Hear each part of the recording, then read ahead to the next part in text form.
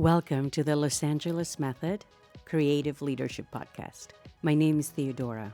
If you are new here, the Los Angeles Method is a dynamic combination of acting and personal development techniques. It is an acting and communication school. The definition of acting is living truthfully under imaginary circumstances. Acting is not pretending. Personal development is about being 100% responsible and conscious of the reality you are creating for yourself. We combine the two to create a method that gives you the tools to create the personal and business life you want and deserve, the same way an actor builds a role. Our mission is to change the world by empowering one individual at a time. In today's episode, we're going to talk about the movie that is your life. Your life is the movie you write, direct, and star in. You are 100% responsible for what is happening in your reality. The life you have been living so far is the movie you wrote. Do you like that movie? Would you pay a ticket and sit in a dark room for 2 hours to watch that movie? What do you think the reviews will read? Is there something you would like to change? Think of a new script, or think of different scenes. You can write the movie of your life from the beginning. What is the plot of your movie? Who do you play in the movie? Are you the star? Are you the leading lady, the leading man? Are you the best friend, the villain? Or are you just an extra? What kind of a movie is it? Is it a tragedy? Is it a comedy, a drama, a romantic comedy, an epic saga, a thriller? Who wants to produce your movie? Why does your movie exist? What is the message of your movie? Take a moment, press pause, and think of the answers to these questions. Your movie should be the story that you would like your life to be. Do not make it about what you want to avoid or what you dislike. When you focus your attention on something, it grows and expands. Do not give power to negative situations and conditions to expand and take over your life. Focus on what it is that you want. The more you think about it, the more details you'll be able to produce. Details are good for your brain. Details, images, allow you to achieve your goal faster and easier. Think about that for a moment. What is easier for you to describe? The meaning of love or a table? I would say a table. Love is too abstract. When I enter a room, most of the times, it is easier to identify the table than the love in the room. This is how you should be able to describe what you want. In so many details that you can paint a picture that no one can misinterpret and that you can identify immediately the moment you come in contact with. And you can do that with love too. Start by practicing with a table, and eventually you'll be able to describe in every detail the kind of love that you want in your life. What types of relationships do you, the main character, experience in your movie? What do you look like? What does your career look like? What is your financial status? Always write in affirmative. Your soul does not understand negative sentences. I will give you a couple of examples. If I were to tell you now, do not think of a pink elephant, over and over, do not think of a pink elephant. A pink elephant, do not think about it. Do not think about a pink elephant.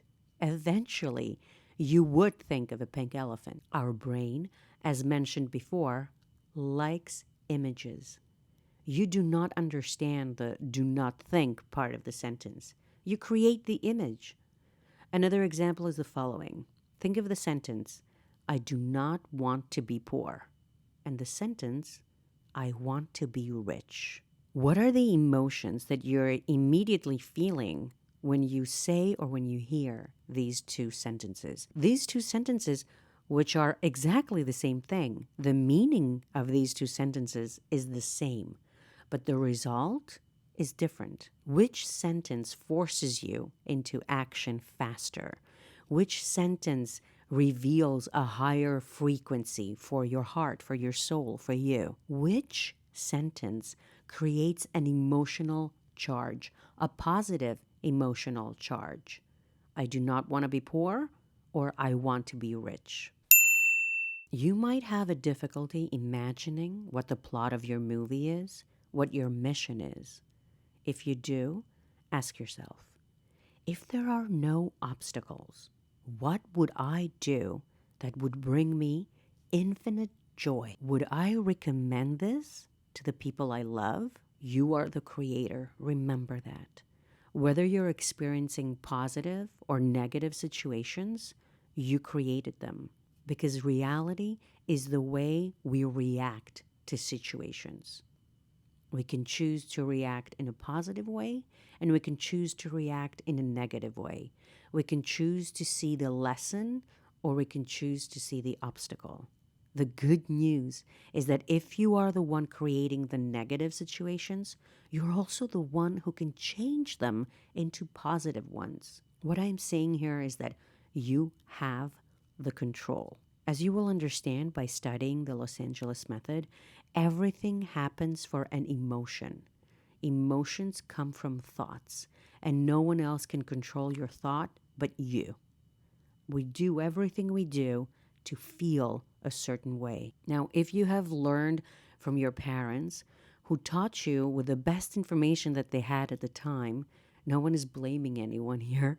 If you were taught that anger is the solution, that every time you come in front of like X situations, you need to react with anger because that's what they did and that's what they taught you, it's in your control to change the emotion with which you react to certain situations. We said that our brain likes images.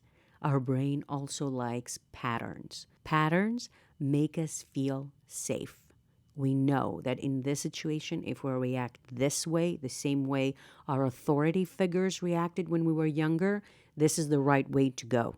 But the authority figures that taught us what they taught us many years ago may be wrong. Remember that nothing happens to you. Everything happens for you. Let's talk about the characters you play. Imagination is more important than knowledge. Albert Einstein. Think of all the roles you play throughout the day. These characters have wants, objectives, desires, goals, obstacles. When you break down these characters and deal with them individually, life becomes easy and joyful. Think of it as if you were the owner of a store. What would be easier, to satisfy 20 customers at once or one by one? When you take care of your customers one by one, you can satisfy their specific needs. So, let me give you another exercise. Make a circle, and inside that circle, write all the characters you play throughout the day. Throughout my day, I play the writer, the actress, the coach, the director, the lover, the bike rider, the telephone caller, the secretary, the cook, the sister, the daughter, the friend, the bus passenger, the radio listener, the moviegoer, just to name a few. The basic question you need to ask when you create a character, among other questions, but the basic question is, what is my objective? This is the first question an actor needs to answer when they get the role. What is my objective? Your objective is your goal. When I play the bus passenger, my objective is not the same as when I play the lover. I need to understand that these are two different roles with different goals and different requirements. The only thing that they have in common is that they're being played by the same actor, me. In acting, we create the characters we play by asking specific questions. Who? What? Where? And why? Answer these questions for the characters you want to create in your life. Using the acting techniques, you can understand your character and serve him or her in the best way possible. When you understand your character, when you dedicate and invest your time on that character, you can discover her voice. That will lead you to success. So think, who are you? Where are you? What are you doing and why? Bring in mind your goal. What kind of a character can achieve the goal you want? Create that character. Examine that character's convictions, values, anti-values, identities, everything that we work on in the personal development part. Determine what you need to reprogram in order to help that character achieve the goal you have set. How does your character victimize herself or himself? How can you change that? All the characters, all of us, have a universal confining conviction of not being good enough. You can reprogram this confining conviction, this limiting belief. You can reprogram your confining conviction, that limiting belief. We have exercises in the Los Angeles method where we can determine what is your confining conviction. And then we go deeper. Once we do that, we can continue the work by discovering your personal initial confining conviction and reprogramming that too. The initial confining conviction is the dress the universal confining conviction wears. This dress is personal to each of us. We have collected the information through which we translate the world in the first 7 years of our lives. Now, I do not mean that when you blew your 7th birthday candles, you stopped learning. What I mean is that during the first 7 years of our lives, we have established the basic information of our hard drive. After that, you need to adjust and delete information in order to record new ones. So we basically see the world through the eyes of a 7-year-old. After the give and take 7 years, you need to adjust and delete information in order to record new ones. So if you have not recorded new ones, if you have not done the inner work, you are basically seeing the world through the eyes of a 7-year-old. Now it's time to process some new information and update the system. Decide how much your character wants to achieve the goal you have set and raise the stakes. There is a famous Indian proverb that goes like this: a tiger was chasing a rabbit. The tiger was running for its food. The rabbit was running for its life. The rabbit won. The higher the stakes, the better the chances of you getting what you want. This is the Los Angeles Method Creative Leadership Podcast. My name is Theodora. Thank you for listening. If you want to do more detailed work, we have creative leadership workshops and we have private sessions, and we also have a class on on-camera presence. Join us on social media. Let us know what you think. If you have any questions, ask away. We would love to answer and be able to support and help our community. Thank you for listening, and see you at the next one.